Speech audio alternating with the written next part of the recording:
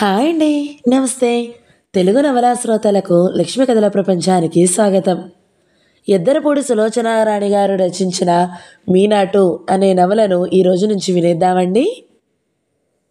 కృష్ణ వెళ్ళిన 4 రోజులకి రాజేశ్వరి పెళ్లి శుభలేఖ వచ్చింది. దాన్ని చూడగానే నాన్నగారు నవ్వారు.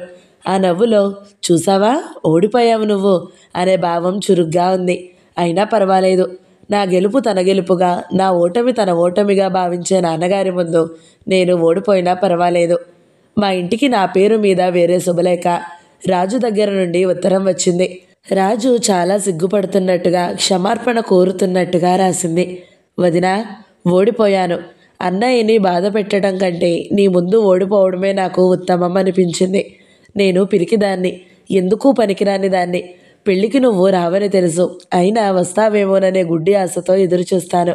వదినా, నిన్ను మరొకసారి చూడాలని, నా పరిస్థితి వివరంగా నీకు చెప్పాలని ఎంతగానో అనిపిస్తుంది.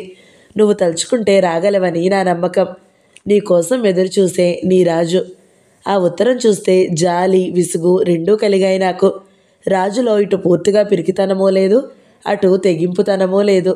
ఈ మధ్యస్థంగా ఉండే మనస్తత్వంతో ఎప్పుడూ దేనికో దానికి బాధపడడం జరుగుతూనే ఉంటుంది. రాజు పెళ్లి విషయంలో పూర్తిగా అపజయం పొందిన నా పట్టుదల కనీసం కృష్ణ పొలం విషయంలో అయినా ఘన విజయం సాధించాలని శపథం చేయసాగింది. మా డబ్బు ముట్టుకోనని కదూ అతని పట్టుదల. మేమతనికి పరాయి వాళ్ళమని, అతని కష్టసుఖాలతో మాకే సంబంధం లేదని కదూ అనుకుంటున్నాడు. అతని ఆలోచనలు అబద్ధమని నిరూపించాలి. మా సహాయం వల్లనే అతనికి ప్రాణంతో సమానమైన ఆ పొలం దొరికినట్టు జీవితాంతం జ్ఞాపకం ఉండాలి. ఆ పొలం చూసిన ప్రతి క్షణం మేము అతన్ని ఆదుకున్నట్టు గుర్తుకు వచ్చేలా చేయాలి. కానీ నిదానంగా ఆలోచిస్తే, నిశితంగా నన్ను నేను పరీక్షించుకుంటే, నేను చూపుతున్న ఈ పట్టుదల వెనక నా ఆలోచనల అట్టడుగున ఇంకేదో భావం ఉన్నట్టుగా అనిపించసాగింది. 1-2 సార్లు సంకోచపు పరదాలని అవతలికి పెట్టి ఆ అభిప్రాయం అసలు స్వరూపం చూడాలని ప్రయత్నించాను. నాకు కనిపించిన భావం ఇది. దాని అసలు స్వరూపం ఇది. కృష్ణకు ఈ ప్రపంచంలోకెల్లా అత్యంత ప్రియమైన ఆ పొలం అతనికి తప్ప ఇంకెవరికీ చెందకూడదు. చివరికి అతని భార్య అయినా సుందరికైనా సరే. కానీ 25,000 నేనెలా సహాయపడగలను? నేను కూర్చున్నా, నిలబడినా, పడుకున్నా, నిద్రపోయే ముందు, నిద్ర లేవగానే నా మనసు దీని గురించి ఆలోచించసాగింది. నాన్నగారు తప్ప శరణ్యం లేదు నాకు. కానీ నాన్నగారు ఈ విషయంలో ఎలాంటి సహాయమో చేయరు. నాన్నగారి దగ్గర మారం చేయడమా, లేక బెదిరించడమా? ఏం చేస్తే ఆయన తలకి నా మాట ఎక్కుతుంది? ఇది కూడా ఆలోచించసాగాను. సరిగ్గా నా ఊహలకి ఉపాయం చూపిస్తున్నట్టుగా అదే సమయంలో నాన్నగారు సిటీలో చాలా ప్రసిద్ధమైన ఒక పెద్ద హోటల్ కేసు గెలిచారు. ఆ హోటల్ యజమానికి దాని వలన కొన్ని లక్షల లాభం వచ్చాయి. నాన్నగారికి కృతజ్ఞత తెలియజేస్తూ పెద్ద పార్టీ ఇచ్చి 50,000 రూపాయలు చెక్కు చేతిలో పెట్టారు. పార్టీకి అమ్మ, నేను, సారథి, లింగం దంపతులు అందరం వెళ్ళాము. హోటల్ నుంచి తిరిగి వస్తుండగా అమ్మ, ఈ మధ్య నాన్నగారికి ఒక్కసారిగా ఇంత డబ్బు ఎప్పుడూ రాలేదని, ఇది సారథి అల్లుడు కాబోతున్న అదృష్టమని అంది. నాన్నగారు కూడా ఒప్పుకున్నారు. నేను క్రీగంట సారథిని చూశాను. అసలు నేను ఊహించని విధంగా టీవీగా, పోజుగా కూర్చోలేదు. అనుకోకుండా వాళ్ళు అంటగట్టిన అదృష్టం మోయలేని వాడిలా సర్దుకుని కూర్చున్నాడు. సారథి నాకు నచ్చిన మొదటి క్షణం అది. మేమింటికి వచ్చిన తర్వాత అమ్మ ఆ డబ్బు మొత్తం బ్యాంకులో నా పేరు మీద జమ చేయమని చెప్పింది. నాన్నగారు సరేనన్నారు.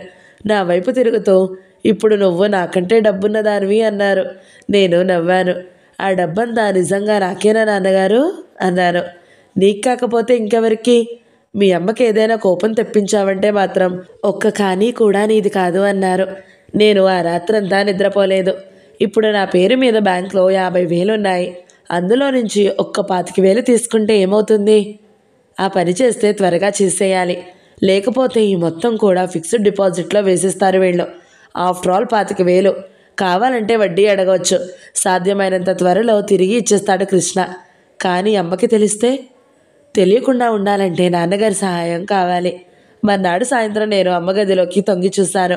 అమ్మ, తాయారమ్మ ఇంటి ఖర్చులేవో లెక్క చూసుకుంటున్నారు. నేను చల్లగా నాన్నగారి గదిలోకి వచ్చాను. నాన్నగారు బట్టలు మార్చుకుని క్లబ్కి బయలుదేరబోతున్నారు. ఆయన మంచి మూడ్లో ఉన్నట్టు ముఖం ప్రసన్నంగా ఉంది. లోపలికి వచ్చాను నేను. ఏం మీనా అన్నారు. ఏం లేదండి అన్నాను. వెంటనే ఆ విషయం ఎలా చెప్పాలో తెలియని నేను ఆయన గది సర్దసాగాను.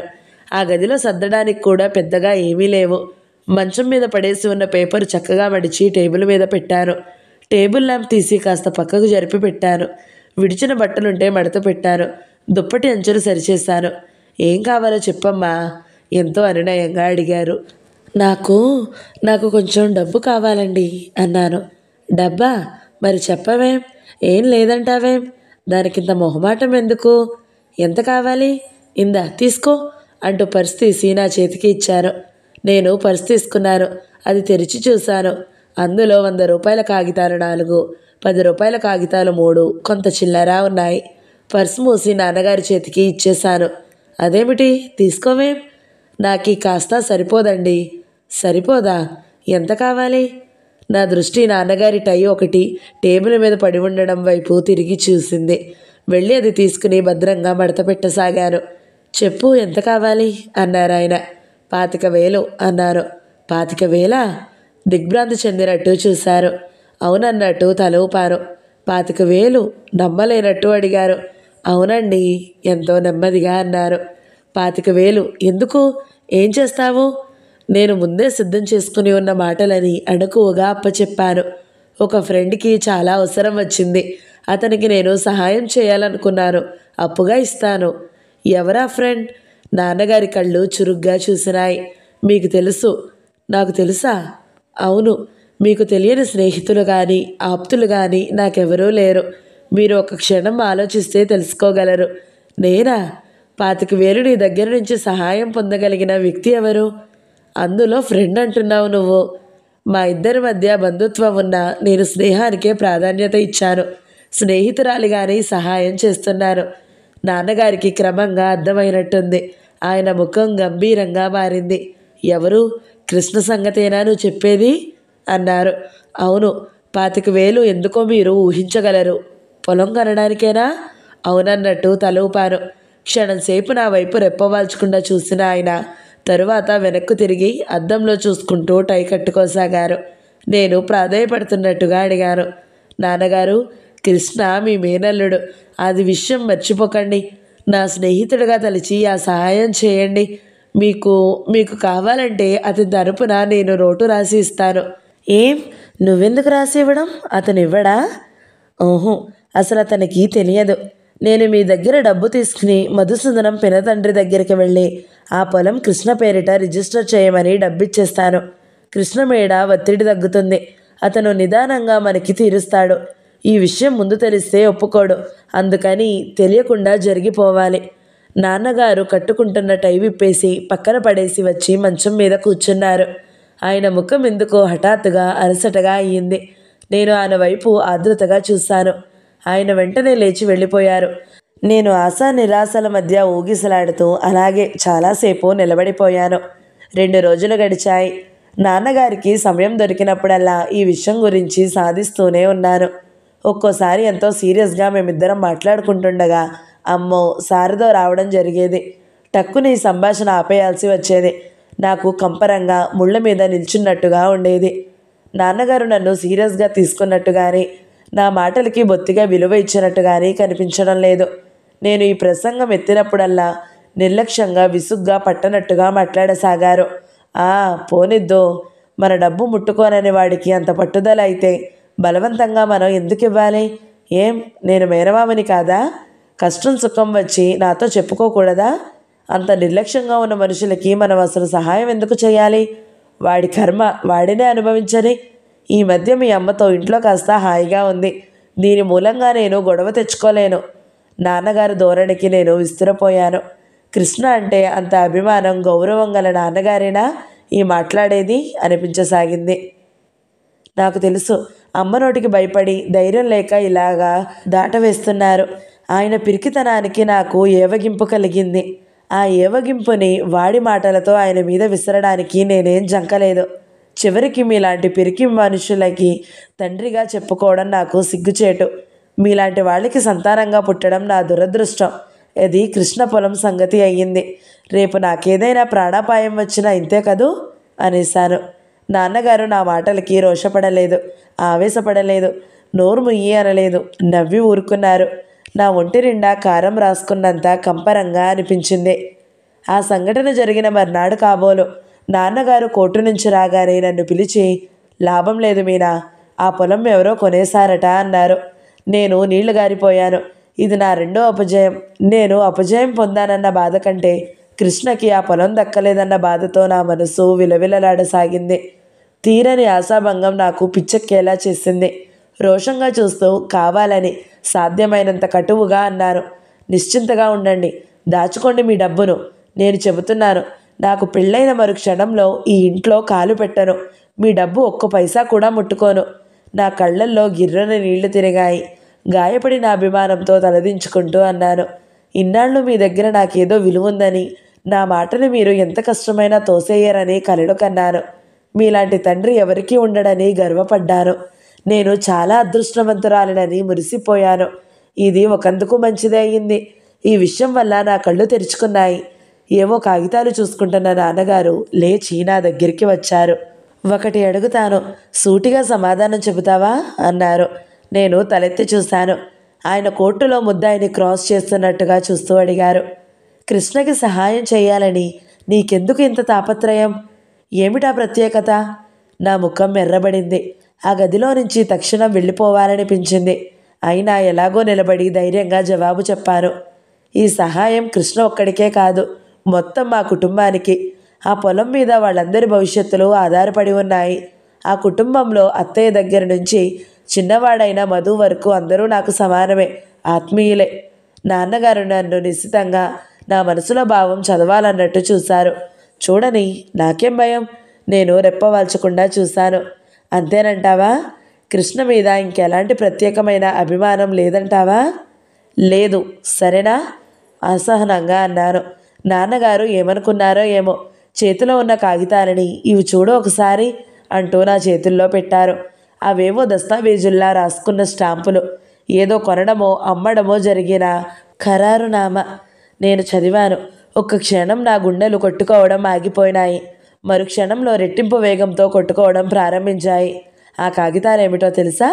పొలం కృష్ణ పేరిట రిజిస్టర్ అయిన దస్తావేజు. 1-2 సార్లు 3 సార్లు గబగబా చదివాను. నేను సంభ్రమాశ్చర్యాలతో తలెత్తి చూసేసరికి నాన్నగారు అక్కడ లేరు. దూరంగా టేబుల్ దగ్గరికి వెళ్ళి నిలబడి ఉన్నారు. ఆయన కళ్ళు నా ముఖంలో ఆనందాశ్చర్యాలని జాగ్రత్తగా పరిశీలిస్తున్నట్టుగా చూస్తున్నాయి. నాన్నగారు, ఎన్నో చెప్పాలనిపించింది, కానీ ఒక్క మాట నోట్లో నుంచి పెగిలి రాలేదు. నేను చప్పున వెళ్ళి ఆయన పాదాలకి నమస్కరించబోయాను. ఆయన నేను శాంతం వంగకముందే భుజాలు పట్టి లేవదీశారు. నాన్నగారు, పశ్చాత్తాపంతో క్షమని అర్థిస్తున్నట్టుగా చూశాను. ఆయన కళ్ళు ఎందుకో చూస్తుండగానే విషాదంగా మారిపోయాయి. నా తలని దగ్గరికి తీసుకుని నిమురుతూ అన్నారు, నేను ఎలా చెయ్యాలా అని సతమతమవుతున్న పనికి నువ్వు అనుకోకుండా సులభమైన పరిష్కారం చూసావు మీనా. నాకు ఈ ఆలోచన రాలేదు. నేనే నీకు కృతజ్ఞతలు చెప్పుకోవాలి. ఇన్నాళ్ళకి వాళ్ళకి ఉపయోగపడే ఒక మంచి పని చేశానన్న తృప్తి నాకు లభిస్తుంది దగ్గొత్తితో అన్నారు ఆయన. నాన్నగారు ఆ కాగితాలు జాగ్రత్తగా దాచారు.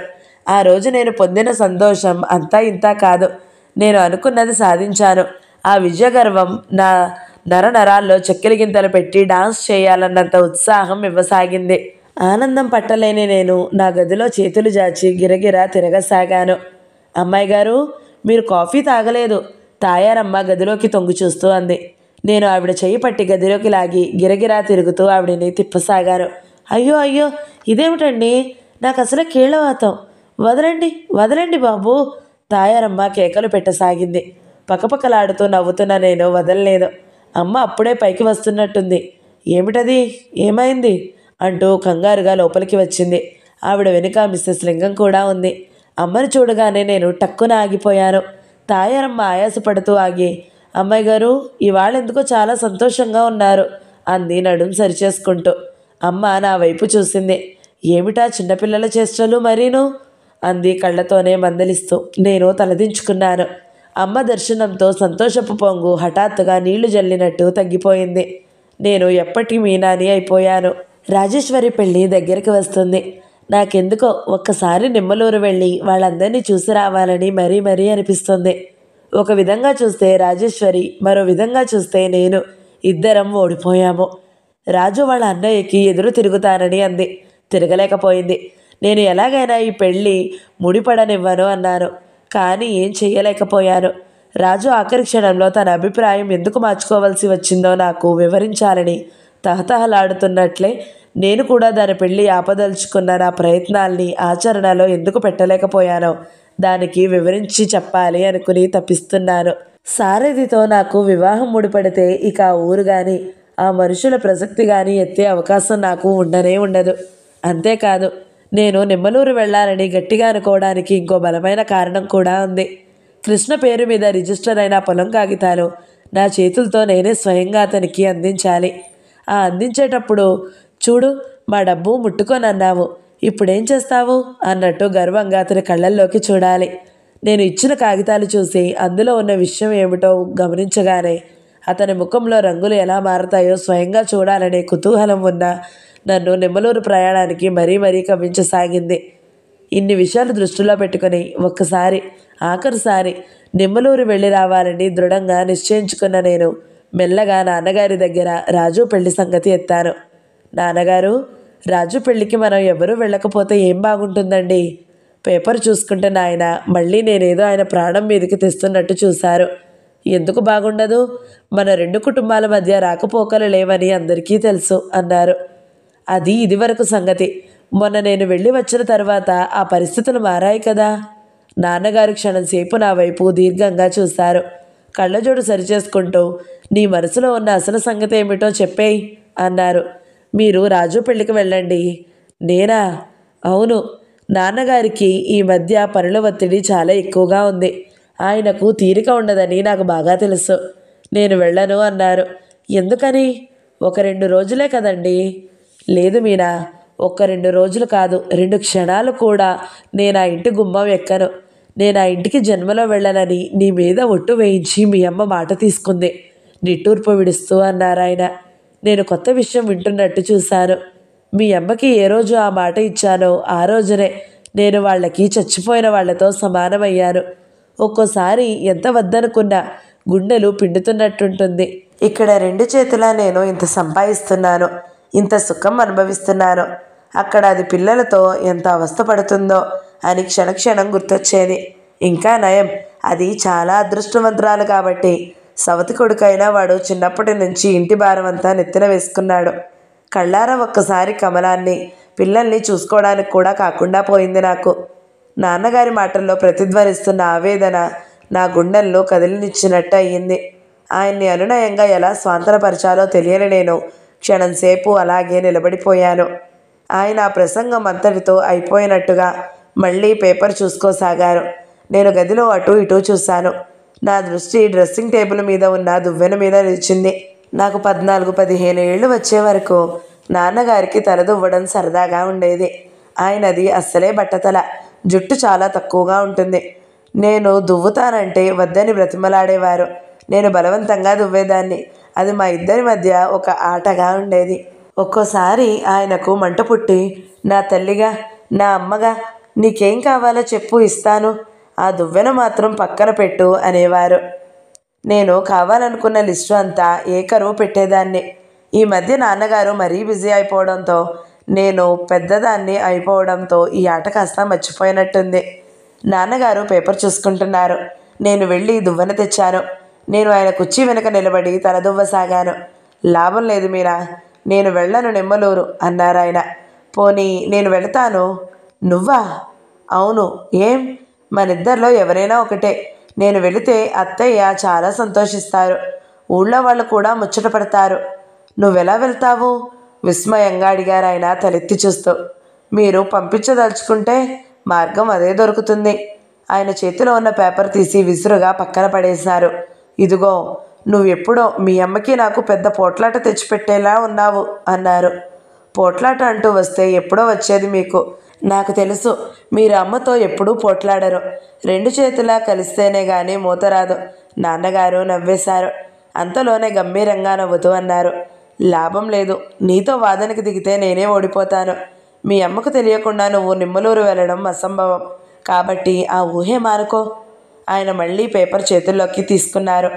మమ్మీకి తెలియకుండా నేను ఉపాయం చెబుతాను కదండి అన్నాను. ఏమిటది?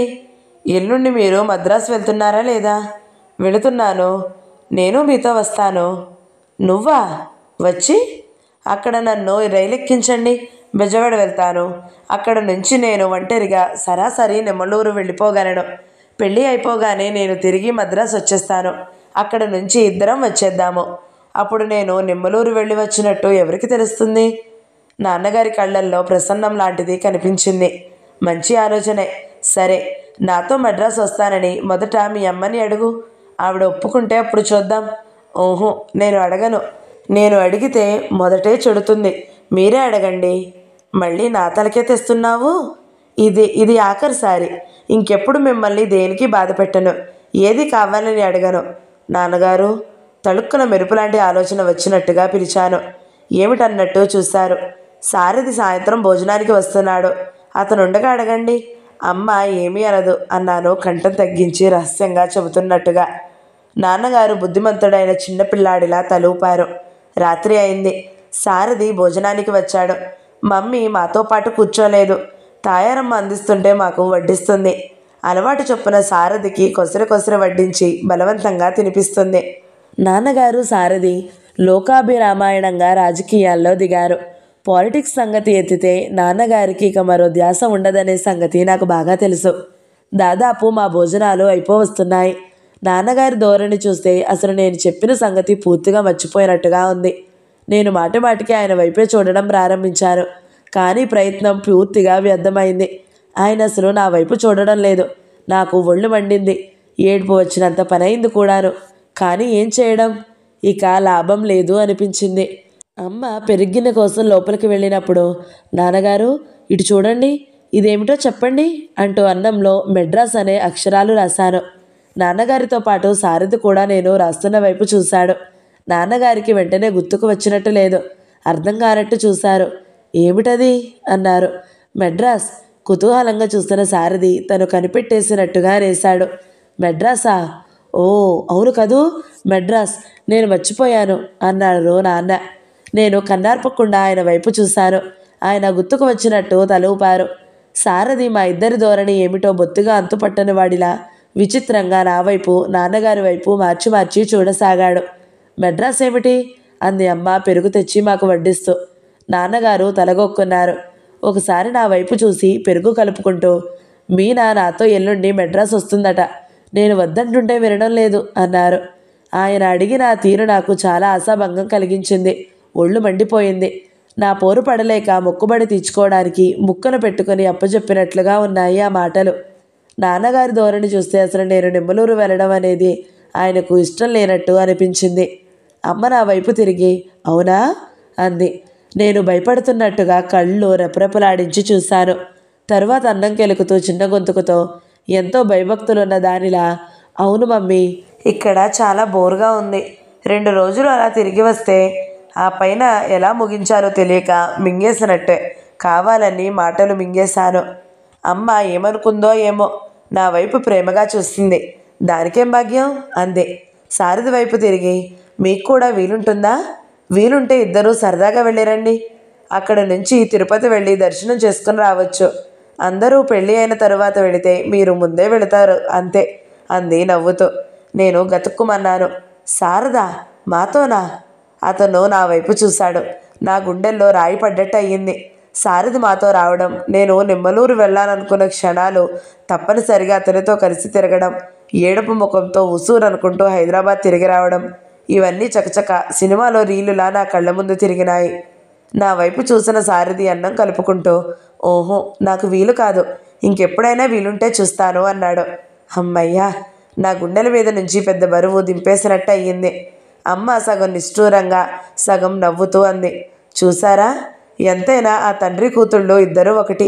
ఎవరైనా తల్లితో ముందర చెప్పి తండ్రిని అడగమంటారు. మాది అంతా వ్యతిరేకం అంది. ఆవిడ మాటల్లో ఏదో నిస్సహాయత్వం, ఒంటరితనం ప్రతిధ్వనించాయి. సారథి అమ్మ వైపు సానుభూతిగా అర్థం చేసుకున్నట్టుగా చూశాడు. నిజానికి మమ్మీ అతని దగ్గర కోరుకుంటున్నది అదేనేమో అనిపించింది నాకు. భోజనాలు అయిన తరువాత అమ్మ ఒక్కపడి ఇచ్చి సారథికి నాన్నగారికి ఇవ్వమంది. న్యూస్ టైం అవడంతో నాన్నగారు రేడియో దగ్గరికి వెళ్ళారు. సారథికి ఒక్కపడి ఇవ్వడానికి అతని వైపు వెళ్ళాను. నేను అందించిన బరిణిలో నుంచి ఒక్కపడి తీసుకోబోతున్న అతను ఆగి, కనీసం థ్యాంక్స్ అయినా చెప్పకూడదా నాకు అన్నాడు. ఆ కంఠంలో చాలా నిష్ఠూరత్వం, ఆశాభంగం ప్రతిధ్వనించేలా ఉన్నాయి. అతను చేస్తున్న ప్రయత్నం నాకు తెలుస్తూనే ఉంది. థ్యాంక్సా? ఎందుకు? నేను తల్లబోయినట్టు తలెత్తి చూస్తూ అడిగాను. నీతో మద్రాసు రాకుండా మానేసినందుకు. నేను పట్టుబడ్డదానిలా చూశాను. ఆయన నవ్వుతూ అన్నారు. అవును, మరి నా ఉద్దేశాలేమిటో తెలుసుకోవాలనే ప్రయత్నం నువ్వు ఎలాగూ చేయడం లేదు. కనీసం నేనైనా నీ మనసు ఏమిటో గ్రహించకపోతే ఎలా? ఏమిటది? ఇంతలో అక్కడికి వచ్చిన అమ్మాయి ఆదాలాభంగా అడిగింది. ఏం లేదు, నేను తనతో మెడ్రాస్ రానంటున్నానని మీనాకి కోపం వచ్చింది అన్నాడు ఒక్కపడి తీసుకుంటూ. పోనీ వెళ్ళకూడదు? అమ్మ మరోసారి అడుగుతున్నట్టుగా అంది. ఓహో, వీలు కాదు. సారీ మీనా, ఏమనుకోవద్దు. నా మీద కోపం పెట్టుకోకుండా హాయిగా తిరిగిరా అన్నాడు. అమ్మ నా వైపు అతని వైపు ఆనందంగా సంతృప్తిగా చూసింది. ఎందుకంటే సారథి అలా అమ్మా నాన్నగారుల ముందు డైరెక్ట్గా నాతో మాట్లాడడం ఇదే మొదటిసారి. నాకు సారథిని చూస్తే అమ్మ దొంగ అనిపించింది. అయితే అతని పట్ల నా విముఖత్వం కనిపెట్టేశాడన్నమాట. కానీ నన్ను గెలుచుకోవాలని, తనని గుర్తించేలా చేసుకోవాలని ఏ ఒక్క చిన్న ప్రయత్నం చేయడేం? నాకేం అవసరం అన్న నిరసన భావమా? ఇది నాకు చాలా అసంతృప్తిగా అనిపించింది. నిజంగా అతని మనసులో నా పట్ల అనురాగం అనేది ఉంటే ఇలా పట్టనట్టు ఊరుకుంటాడా? లేక నాకు ఇష్టం ఉన్నా లేకపోయినా అతని భార్యను అవుతాను కదా అనే అహంకారమా? ఆ ఊహ మరీ భయంకరంగా అనిపించింది. మద్రాసులో నేను ఎక్కిన ట్రైను రోజు కంటే 4:30 గంటల ఆలస్యంగా బెజవాడకి చేరింది. నాన్నగారు నన్ను రాత్రి రైలు ఎక్కించే ముందు, మీనా జాగ్రత్త సుమా, పెళ్ళవగానే బయలుదేరి వచ్చేయి అన్నారు. అప్పటికి ఆయన అలా హెచ్చరించడం అది 4వసారి. అలాగే నాన్నగారు అన్నాను. నిమ్మలూరులో కమలాన్ని, పిల్లల్ని, నువ్వు ఇంకా ఎవరెవరిని చూడదలుచుకున్నావో అందరినీ చూసేసిరా. ఇదే ఆఖరిసారి నువ్వు వెళ్ళడం. నేను అలాగే అన్నట్టు తల ఊపాను. సూట్ కేస్ జాగ్రత్త. నువ్వు ఆదమరిచి నిద్రపోయావంటే ఎవరైనా చేత పట్టుకుపోతారు. నాన్నగారి అప్పగింతలు చూస్తే నాకు నవ్వు వచ్చింది. ఆయన చెబుతున్న ప్రతిదానికి అలాగే అన్నట్టు బుద్ధిమంతురాలిలా తల ఊపాను. నేను ఫస్ట్ క్లాస్లో ప్రయాణం చేస్తాను. నాకేం భయం లేదన్నా ఆయన వినలేదు. పట్టుబట్టి 3rd క్లాస్లో, అది కూడా లేడీస్ కంపార్ట్మెంట్లో ఎక్కించారు. రాత్రంతా నాకు రైలులో నిద్ర పట్టనే లేదు. ఒక పక్క కన్ను మూస్తే సూట్ కేసు ఎవరైనా ఎత్తుకుపోతారేమోనని భయం, రెండో పక్క నిమ్మలూరుని గురించిన ఆలోచనలు. నేను ఇలా హఠాత్తుగా వాకిట్లోకి వెళ్ళి నిలబడగానే వాళ్ళంతా ఆశ్చర్యపోతారో నాకు తెలుసు. రాజు సంభ్రమంగా వచ్చి నన్ను హత్తుకుపోతుంది. అత్తయ్య పిల్లలు కూడా ఆనందపడతారు. ఎక్కడో ఏ పనిలోనో ఉన్న కృష్ణ ఏ మధువో వెళ్ళి వదిన వచ్చింది అని చెప్పగానే నమ్మలేనట్టుగా చేస్తున్న పనిని వదిలి బయటికి వస్తాడు. ఇద్దరం ముఖాముఖి నిలబడతాము. అతను నన్ను నిజమా అన్నట్టు ఇంకా అలానే చూస్తూ ఉంటాడు. నేను సగౌరవంగా చూస్తూ అంటాను, రాజు మీ చెల్లెలే కాదు, నా అత్తయ్య కూతురు కూడా, అందుకే వచ్చాను. ఆ విధంగా ఏవేవో ఆలోచనలు రూపు తెచ్చుకుని కళ్ళ ముందు కదులుతూ ఉండడంతో అసలు నిద్రే పట్టలేదు. అసలు మామూలుగా అయితే తెల్లవారేసరికి బెజవాడ చేరుకోవాల్సిన ఎక్స్ప్రెస్ ఆ రోజు నేను ఎక్కానని దానికి తెలుసు కాబోలు. ఏ పనిలోనైనా ఆలస్యం అయితే నాకు మరీ చిరాకు అని కూడా దానికి తెలుసునేమో. నన్ను ఏడిపించి ఆట పట్టిస్తున్నట్టుగా తీరుబడిగా నెమ్మదిగా 4:30 గంటలు ఆలస్యంగా చేరింది. రాత్రంతా నిద్రలేకపోవడంతో, ప్రయాణం అనుకున్న దానికంటే ఆలస్యం అవడంతో నాకు బడలికగా అనిపించసాగింది. రైలు ప్లాట్ఫామ్ మీదకి వచ్చి ఆగగానే 2-3 కూలీలు కూలీ అంటూ అరుస్తూ లోపలికి చొరబడ్డారు. అప్పటికే చాలా ఆలస్యం అయిపోయిందని చిరాకు పడుతూ విసుక్కుంటున్న కొంతమంది వాళ్ళని చూడగానే మాది తీసుకో అంటూ సామాన్లు అందించేశారు. కొంచెం లోపలికి ఉండిపోయిన నాకు ఇంకెవరికైనా చూడాల్సిన అవసరం ఏర్పడింది. ఇంకో 2 ఆడవాళ్ళు కూడా నాతో పాటు కూలీ కోసం చూస్తూ నిలబడ్డారు. ఎండగా అనిపించడంతో నేను బ్యాగ్లో నుంచి కూలింగ్ గ్లాసెస్ తీసి పెట్టుకున్నాను. కిటికీ నుంచి వంగి దూరంగా పోతున్న ఒక రైల్వే కూలీని ఏ కూలీ అని పిలిచాను. వాడికి నా మాట వినిపించలేదులా ఉంది. వెనక్కి తిరిగి చూడకుండా అటే పోయాడు. అంతా రణగొణధ్వని, ఒకటే జనం. ఏ కూలీ కూలీ చప్పట్లు జరుస్తూ పిలిచాను. ఎస్ మేడం, వెనుక నుంచి వినిపించింది. నాకెంతో సుపరిచితమైన స్వరం వినగానే ఉలిక్కి పడ్డట్టయిన నేను తిరిగి చూశాను. వెంటనే నా కళ్ళు పత్తికాయల్లా అయినాయి. ఎదురుగా కృష్ణ నిలబడి ఉన్నాడు. ఇద్దరం క్షణంసేపు ఒకళ్ళని చూస్తున్నట్టుగా నిలబడిపోయాము. నువ్వా అన్నాను నమ్మలేనట్టుగా చూస్తూ. జీ హుజూర్ తమాషాగా తల వంచి అభివాదం చేసినట్టు చేశాడు. నేను వస్తున్నట్టు నీకెలా తెలిసింది? విస్మయంగా అడిగాను. నిన్న రాత్రే కల వచ్చింది. తమాషా చేయకు, నిజం చెప్పు. తమరు దిగండి ముందు, పై బెర్త్ మీద ఉన్న నా సూట్ కేసు అందుకుంటూ అన్నాడు. ఎక్కడి వాడివి నువ్వు? తలుచుకుంటే తల కింద ఉన్నట్టు ప్రత్యక్షమవుతున్నావు అన్నాను నిష్ఠూరంగా. నిజంగా? నాకు తెలియదు సుమా అన్నాడు చిరునవ్వుతో. ఆ నవ్వులో కొంటెతనం నా గుండెలు స్పందించేలా చేసింది. ఇద్దరం దిగాము. పెట్టు నువ్వు పట్టుకోవడం ఎందుకు? కూలీని పిలు అన్నాను. చిత్తం. తమరు ఇవ్వదలుచుకున్న కూలీ ఏదో నాకే ఇవ్వండి, పేదవాడిని. ఓహో, చాలా హుషారుగా ఉన్నావే ఇవాళ. ఒప్పుకుంటున్నాను అన్నాడు. అతనితో కలిసి ఆ సందడిలో ఆ ప్లాట్ఫామ్ మీద అలా చకచకా నడుస్తూ వెళ్ళడం నాకు సరదాగా, ఆనందంగా, తియ్యటి అనుభవంలా అనిపించసాగింది. అతను ఇంత అరమరికలు లేకుండా చనువుగా, ఆత్మీయంగా మాట్లాడగా చూడడం ఇదే మొదటిసారి నాకు. ఇద్దరం ప్లాట్ఫామ్ దాటి వస్తుండగా మరోసారి అడిగారు. నిజం చెప్పు, నేను వస్తున్నట్టు నీకెలా తెలిసింది? నువ్వెంకెవరి కోసమో వస్తే నేను కనిపించాను, అవునా అన్నాను. ఏం కాదు, అక్షరాల నీకోసమే వచ్చాను. ఎప్పుడూ లేదు, కేవలం నన్ను ఏడిపించడానికి అన్నట్టు ఈరోజు రైలు ఇన్ని గంటలు ఆలస్యంగా వచ్చింది. నిరీక్షణ అనేది ఇంత బాధ, ఇంత అద్భుతంగా ఉంటుందని నాకు ఇంతవరకు తెలియదు. అతని మాటల్లో నిరీక్షణ అనే పదం నాకు గూఢ అర్థం తోచింది. అతని వైపు చూశాను. అతను నా వైపు చూశాడు. ఇద్దరి పెదవుల మీద చిరునవ్వు కదిలింది. నేను వెంటనే మూతి ముడిచేసుకుంటూ అన్నాను. పో, నువ్వొచ్చేసి నా బంగారు కలలు కాస్త నాశనం చేశావు. ఏమిటి? కృష్ణ ఆశ్చర్యంగా నా వైపు చూశాడు. నేను హఠాత్తుగా కనిపించాలని, మిమ్మల్ని అందరినీ ఆశ్చర్యంలో ముంచి లేపాలని ఎన్నెన్నో అనుకుంటూ వచ్చాను. అన్ని ఆలోచనలు వేస్ట్, కృష్ణార్పణం. నేను కూడా సరిగ్గా ఇదే అనుకున్నాను. స్టేషన్కి వస్తున్నానని నీకు తెలియకూడదు కదా. నన్ను చూసి తెల్లబోయావనుకున్నాను. నేను ఓపిగ్గా ఇక్కడ నిలబడి ఎదురు చూసిన ఈ గంటలన్నీ రామార్పణం. ఇదిగో, నన్ను ఎక్కిరిస్తున్నావా? చిరుకోపంగా అన్నారు. అప్పటికే నడుస్తూ నడుస్తూ ఆగిపోయిన మా ఇద్దరిని చుట్టుపక్కల వాళ్ళు ఆసక్తిగా, వినోదంగా చూడసాగారు. ఇది గమనించిన కృష్ణ నా మోచేతి మీద అంటి ముట్టనట్టు తాకుతూ, నీకు పుణ్యం ఉంటుంది, ఇక్కడ మాత్రం పోట్లాట పెట్టుకోకు, పద అంటూ నడక సాగించాడు. నేను వస్తున్నట్టు ఎలా తెలిసిందో చెప్పవా నువ్వు? బ్రతిమలాడుతున్నట్టుగా అడిగాను. మావయ్య టెలిగ్రామ్ ఇచ్చారు. ఏమిటి? మళ్ళీ అతని వైపు తిరగబోయాను. అతను నా చెయ్యి పట్టి మామూలుగా తిప్పేశాడు. అవును, లేకపోతే ఎలా తెలుస్తుందనుకున్నావు మరి? నేను బందరు వెళదామని బయలుదేరుతుండగా టెలిగ్రామ్ వచ్చింది. నేను బందరు బదులు ఇటు వచ్చాను. ఆ టెలిగ్రామ్ ఒక్క అరగంట ఆలస్యం అయిందంటే నీ సుందర స్వప్నం నిజమై ఉండేది. కనీసం నా విషయంలో. నాన్నగారి మీద నాకు చెప్పలేనంత కోపం వచ్చింది. కృష్ణకి టెలిగ్రామ్ ఇస్తున్నట్టు నాతో మాట మాత్రంగానైనా చెప్పలేదు. ఇద్దరం బయటికి వచ్చేశాము. కృష్ణ జట్కా మాట్లాడాడు. అతను సత్యనారాయణపురంలోని ఏదో వీధి పేరు చెప్పడం వినగానే, అదేమిటి, మనం బస్టాండ్కి కాదా వెళ్ళేది అన్నాను.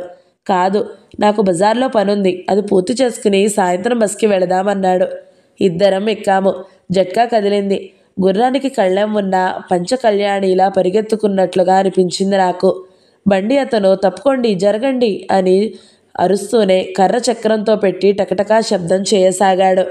ఆ వీధులు, ఆ జనాల్ని పరిశీలనగా చూస్తూ కూర్చున్నా నేను. మధ్యలో కృష్ణ వైపు చూశాను. అతను అదే సమయంలో ఎందుకో నా వైపు చూశాడు. ఇద్దరి పెదవుల మీద చిరునవ్వు కదిలింది. ఇద్దరి ముఖాల్లో ఒకే విధమైన ఆనందం. ప్రాణమిత్రులలో, ఆత్మీయులైన ఇద్దరు వ్యక్తుల్లో చాలా కాలం తర్వాత కలుసుకున్నప్పుడు కలిగే భావంలా ఉంది. అతన్ని చూస్తున్నట్టు హఠాత్తుగా పట్టుబడ్డ నేను అది కప్పిపుచ్చుకోవడానికి అన్నట్టు అడిగాను. మనం ఇప్పుడు వెళ్ళేది ఎవరింటికి? నాకు పిన్ని వరుస అవుతుంది, వాళ్ళింటికి. కృష్ణ అంటుండగానే జట్కా ఒక ఇంటి ముందుకు వచ్చి ఆగింది. కృష్ణ దిగి తలుపు తడుతూ పిన్ని అని పిలిచాడు. లోపల నుంచి మనిషి వస్తున్నట్టు అలికిడి గాని, వస్తున్నా అన్న శబ్దం గాని ఏదీ వినిపించలేదు. ఎవరూ లేనట్టున్నారు అన్నాను. ఉంది, పూజ చేసుకుంటుందేమో అన్నాడు. జట్కా అతను పెట్టె తెచ్చి మా దగ్గర పెట్టాడు. కృష్ణ జేబులో నుంచి పర్సు తీశాడు. ఉండు, నా దగ్గరుంది, నేను ఇస్తాను అన్నాను. కానీ నేను బ్యాగ్ తెరిచి డబ్బు తీసే లోపలే కృష్ణ అతనికి ఇవ్వడం, అతను వెళ్ళిపోవడం కూడా జరిగింది. నీకు నేను ఎలాగూ కూలి ఇవ్వాలిగా. ఇద్దుగాని తొందరపడకు, వడ్డీతో సహా వసూలు చేస్తాను. ఇంతలో తలుపులు తెరుచుకున్నాయి. తలుపు ఒక రెక్క మాత్రమే తెరిచి ఓ పక్కగా తొలగి నిలబడింది ఆవిడ. రా కృష్ణ, నన్ను పిలిచి సూట్ కేసు తీసుకుని లోపలికి వెళ్ళాడు. నేను కూడా లోపలికి అడుగుపెట్టాను. కృష్ణ పిన్ని అని చెప్పిన ఆవిడ వయసు 80కి పైగా ఉంటుంది. ఒళ్ళంతా ముడతలు పడిపోయాయి. 2 గజాల కంటే ఎక్కువ లేని తలబట్ట ఒంటికి చుట్టుకున్నట్టుగా కట్టుకుంది. ముఖాన విభూది ఉంది. మెడలో రుద్రాక్షమాల ఉన్నాయి. తల నున్నగా ఉంది. ఒక్క మాటలో చెప్పాలంటే కాషాయ వస్త్రం కట్టుకొని బౌద్ధ సన్యాసిలా ఉంది. ఆవిడ పూజలో నుంచి లేచి వచ్చింది కాబోలు. నోటి నుంచి శబ్దం రాకుండా మంత్రాలు ఇంకా ఉచ్చరిస్తూనే ఉంది. కృష్ణ నా గురించి చెప్పగానే నోటితో మాట్లాడలేదు. కానీ పలకరింపుగా చూసి అక్కడ ఉన్న మంచును చూపింది. కూర్చోమన్నట్టు సంజ్ఞ చేసి వెళ్ళిపోయింది. కృష్ణ ఆవిడ వెంటే లోపలికి వెళ్ళాడు. పిన్ని, ఫ్లాస్క్ ఇలా ఇవ్వు అనడం వినిపించింది. నేను మంచం మీద కూర్చున్నాను. కృష్ణ తిరిగి వచ్చాడు. కానీ అతని చేతిలో ఫ్లాస్క్ లేదు. నువ్వు బజారు వెళ్తున్నావా అన్నాను. అవును. ఏం, నీకేమైనా కావాలా? వద్దు, నేను డబ్బు ఇస్తాను. డబ్బా? దేనికి? కాఫీ తెస్తానంటున్నావుగా. డబ్బు డబ్బు అంటున్నావు, ఎంత తెచ్చావేమిటి? ఏది చూడని అంటూ మంచం మీద నా పక్క పెట్టి ఉన్న బ్యాగ్ చేతిలోకి తీసుకున్నాడు. నేను చటుక్కున అతని చేతులు గట్టిగా పట్టుకున్నాను. వద్దు వద్దు, తెరవకు గట్టిగా అనేశాను. కృష్ణ బ్యాగ్ వదిలేశాడు. నేను దాన్ని దగ్గరికి తీసుకున్నాను. ఏమిటా కంగారు? ఏముంది అందులో? నా ప్రాణం మురిపెంగా చూశాను. ఓహో, అయితే అది నా దగ్గర ఉండడమే మంచిది. ఇటివ్వు, జాగ్రత్తగా చూస్తాను మళ్ళీ తీసుకోబోతున్నట్టుగా నటిస్తూ అన్నాడు. నేను బ్యాగు దూరంగా పెట్టాను. ఆగాగు, తొందరపడకు, నీకే ఇస్తాను. ఇప్పుడు కాదు, సమయం సందర్భం కుదరని మరి. కృష్ణ విస్మయంగా చూశాడు. ఏం మాట్లాడుతున్నావు నువ్వు? అర్థం కానట్టు చూస్తూ అన్నాడు. లాటిన్, నీకు అర్థం కాదు, సరేనా?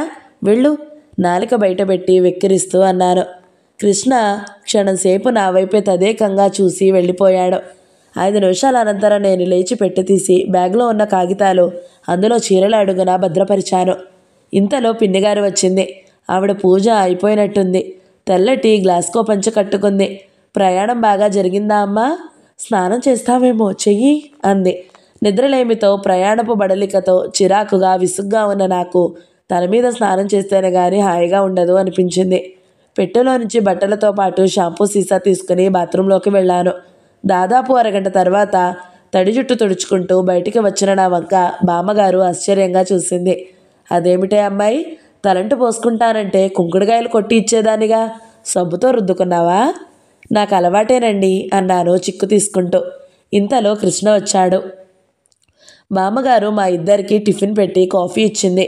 కాఫీ తాగుతుండగా కృష్ణ అన్నాడు, నేను బజార్లో పని చూసుకుని వస్తాను. నువ్వు రాత్రంతా నిద్ర లేదన్నావుగా, పడుకో అన్నాడు. నేనా?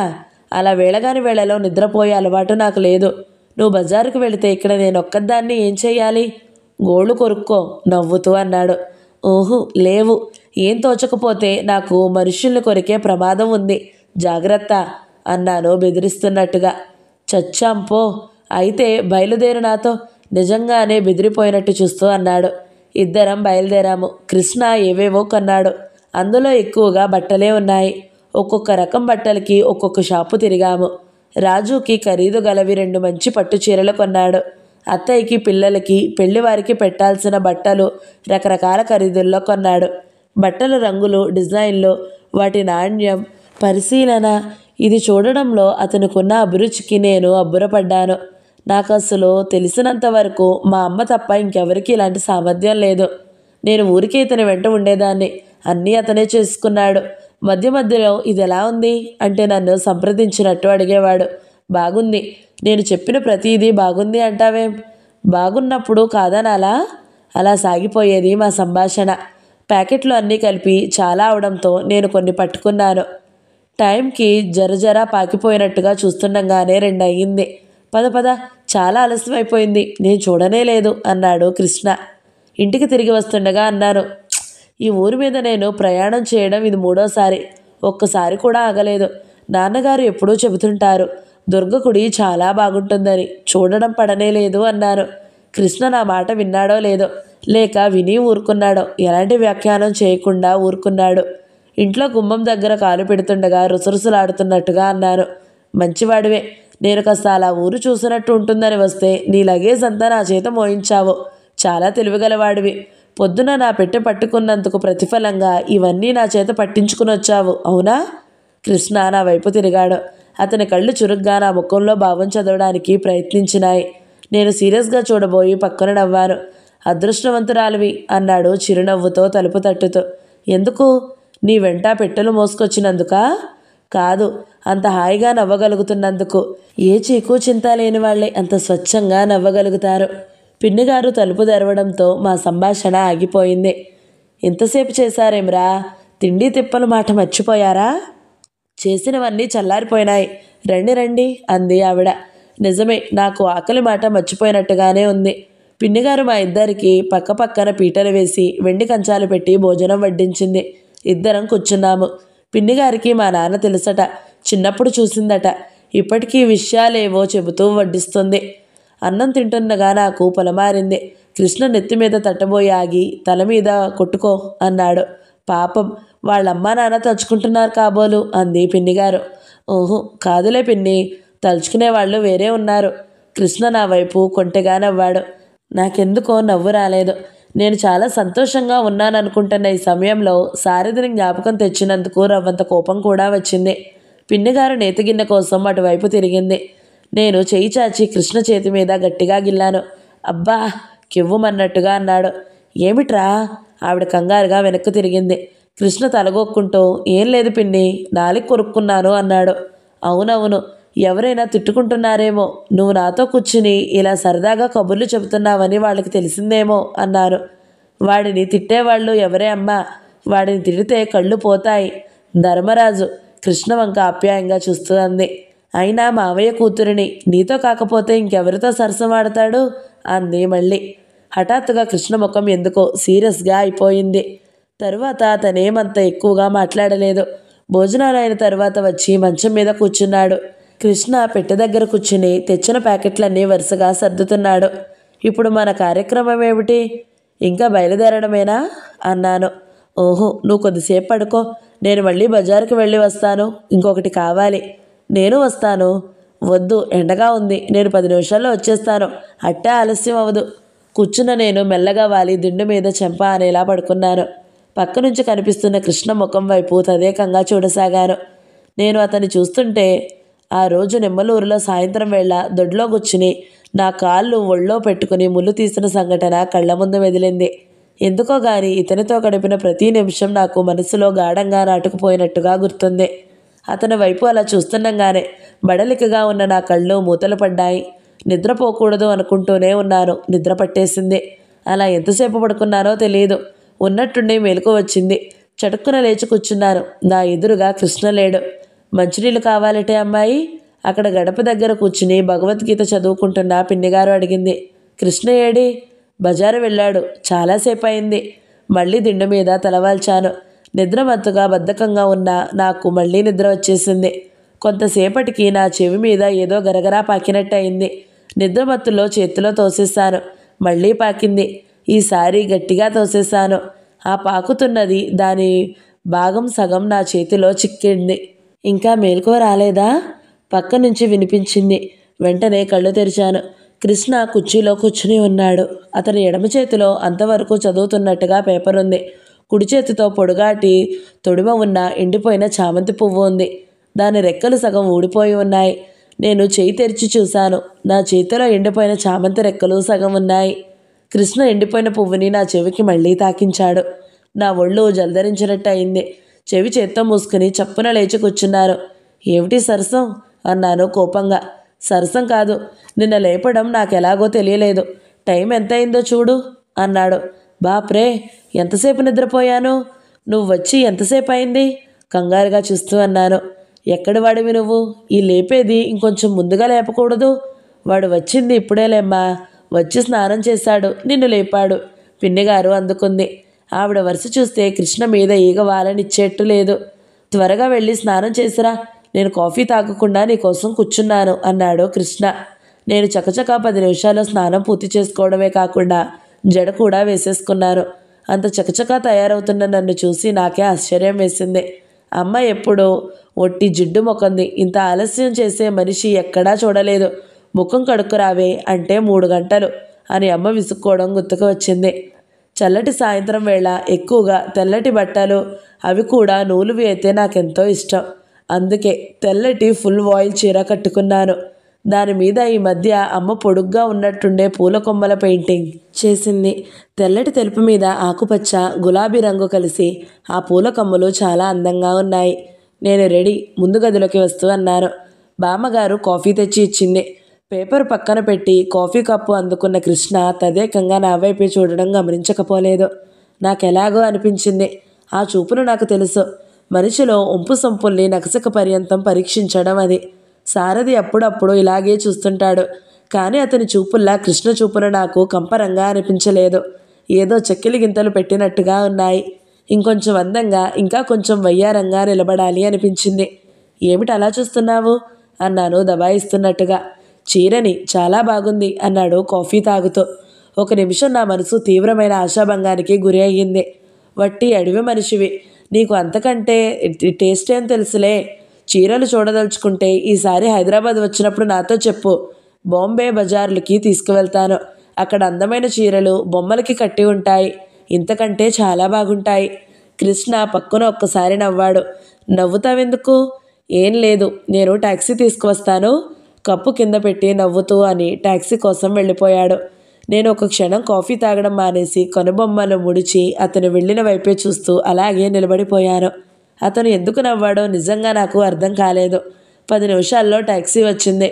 రారా బయలుదేరు, టైం అయిపోతుంది. కృష్ణ తొందర చేశాడు. నేను వెళ్ళి టాక్సీలో కూర్చున్నాను. కృష్ణ వచ్చి నా పక్కన కూర్చుని పోనీ అన్నాడు.